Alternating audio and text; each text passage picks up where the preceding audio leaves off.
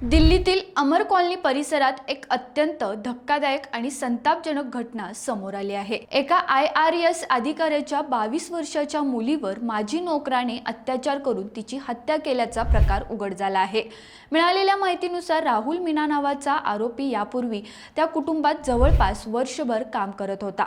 2 महिन्यांपूर्वी आर्थिक गैरप्रकारांमुळे त्याला नोकरीवरून काढून टाकण्यात आलं होतं। मात्र घरातील सवयी, चाव्यांची जागा आणि कुटुंबाच्या हालचाली याची पूर्ण माहिती त्याला होती। घटनेच्या दिवशी घरात मुलगी एकटी असल्याचा फायदा घेत आरोपीने घरात प्रवेश केला। त्यानंतर त्याने गंभीर गुन्हा करत तिचा जीव घेतला आणि घरातून रोख रक्कम घेऊन फरार झाला। या घटनेनंतर परिसरात भीतीचे वातावरण निर्माण झालं आहे। पोलिसांनी आरोपीला अटक करून चौकशी सुरू केली असून न्यायालयाने त्याला पोलीस कोठडी सुनावली आहे।